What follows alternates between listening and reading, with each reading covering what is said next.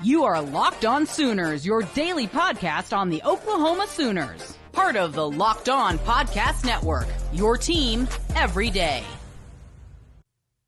College football analyst Ross Dellinger, and reporter, I should say, not just analyst, but reporter. He does the legwork. He's boots on the ground. Reported earlier on Wednesday that the NCAA has reached a settlement for what the roster limits will look like in college football moving forward there, and for other sports as well, and what the scholarship limits look like. So as presently constructed, football can have 80 scholarships and then a number of walk-on players up to a limit of 120 players. Well, they're upping the scholarship limit to 105. Now, what this means for walk-ons, we don't know, because also the roster limit will be at 105. So, Jay, what's your take and what's your reaction to the news that the roster limit is decreasing, scholarship limits are increasing? Yeah, digging into it, man, it's talking about what it's saying roster limit is going to be 105, which concerns me, right? We're used to 120, and I guess for now, what's up in the air is what looks like when it comes to the preferred walk-on system, right? Today, that is a very beneficial component to what these teams do because they need the bodies, right? Football is very physical. And unfortunately, as much as we love this sport and I love the physicality of it, this is this generation's version of gladiators back in the 1600s. These dudes put their bodies on the line every single weekend. I mean, technically, they say statistically, it's like going through 30 or 40 small car accidents every single day by the way that they hit each other. Yeah, it sucks, but at the same time, we love it, and I do.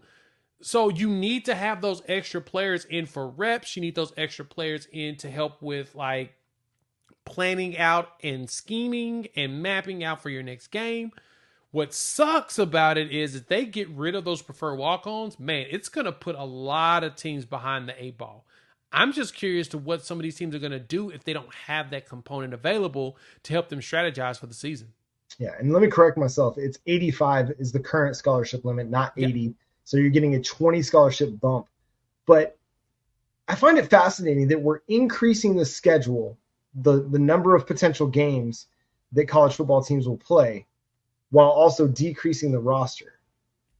That doesn't sit well with me, because you're asking now college football players to potentially play as many as 16 or 17 games in a season with the expanded college football playoff. Mm-hmm. And there's talk of going from 12 to 16 down the road, which right now, okay, if you get a bye, then you're playing maybe 3 college football playoff games in addition to what your schedule was. Well, it expands to 16, and everybody's going to have to play. They have to play 4 to win a national title. So I don't love the idea of decreasing the roster limit and potentially really causing depth issues as you get later into the season. Recruiting is going to become so much more important and so much more valuable. This is going to help some of the haves, like a Georgia, Alabama, Texas, Oklahoma, because you're going to be able to take more, both in the transfer portal and on the recruiting front, as opposed to having to get creative with NIL resources. You're going to be able to just say, Andy Bass, you're on scholarship, as opposed to looking at some of the guys that you like in the transfer portal, but maybe you're not going to have space for. Well, you're going to have space for them now. You may not have to quote unquote process guys to get under the scholarship limit. There are going to be some roster construction issues that guys like Curtis Lofton and Brent Venables are going to have to work through and manage and figure out. And I'm with you, man. I don't really like the idea of eliminating the walk-ons. I think that has been an intriguing, integral part of college football for a lot of years. I mean, we have a whole movie devoted to a dude walking on and going and getting and earning playing time. Mm. One of the greatest sports movies of all time, in Rudy. If you don't have the walk-on situation, you don't have walk-ons, you don't potentially have a Baker Mayfield situation or a Stetson Bennett situation. You really, or Drake Stoops or Gavin Freeman. Now, some of those walk-ons might get scholarship opportunities, but I think what happens is those guys that are quote unquote walk-ons, you're not seeing them rostered. you're seeing Oklahoma go after more 4-stars, go after more 3-star prospects, and those walk-ons kind of having to go the smaller school route to the group of 5. You know what question comes to mind with this is, so we all know that these teams get very creative when it comes to doing the scholarship piece as well as the NIL plus type setup, right? And the NIL plus NIL, the PWO plus NIL, my apologies, word salad here. But the kind of point of that is, and in some situations, logically, it makes more sense when you have graduate transfers to put them on PWO plus NIL because it's a lot cheaper. They're staying off campus regardless, and it's a lot cheaper on the tuition side because they're a grad student. They're not paying the traditional higher tuition that you would get because they're taking less hours than you would in undergrad. So having players like a Dejon Terry, a Dominic Williams, right, like a Caden Woolard, it makes more sense to get them on PWO plus NIL than would be to give them a scholarship. So once you eliminate that capabilities, it feels like it's going to handicap even some of your bigger schools who was using the ability to put them on a non-scholarship and save the scholarship for the younger players. It makes them now have to figure out those 20 additional, like, we're going to have to finagle some things if we want, to get these players on the team. That's the question I have, is how is that going to affect the roster construction when you get to those graduates, the ones that you want on a NIL type PWO setup? Because like I said, cost wise, it's so much cheaper to put them on that instead of wasting a scholarship that you can take that and give it to a player that, a younger undergraduate player in comparison. Yeah, that's the one thing that jumped to my mind. Yeah, it's interesting. Somebody that's coming out of high school, you want to have that set up for them, as an incoming freshman, to be able to take advantage of all the resources and things that are on campus.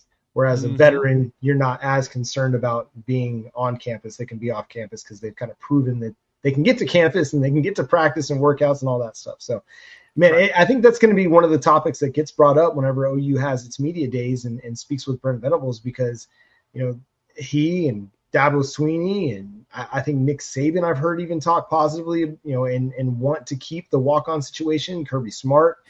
So many coaches have come out of this walk-on movement over the, who knows, how many years the walk-on movement's been a part of college football, but coaches have gotten opportunities to get their foot in the door with programs and then work their way up the coaching ladder, starting off as a walk-on.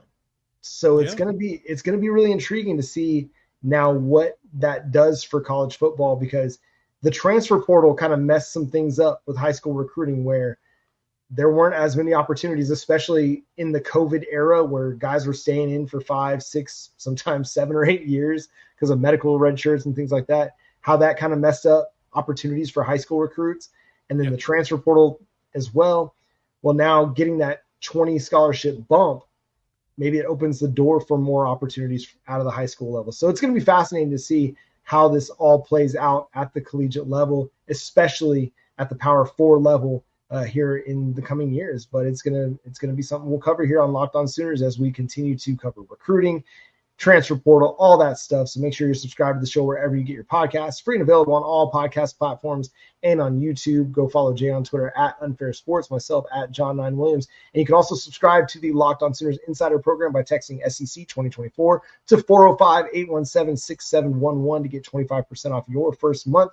That's where you can have direct one-on-one conversations with myself and Jay. You can give us questions, give us feedback, give us topics for the show over there at the Locked On Sooners Insider Program. Again, text SEC 2024 to 405-817-6711. The show is at Locked On Sooners on all your social media platforms. Subscribe to the show wherever you get your podcasts and make us your first listen of the day. Shout out to all the everydayers. Now go check out the Locked On Sports Today 24/7 streaming channel on YouTube, and now it's also available on Amazon Fire TV and the free Fire TV channels app.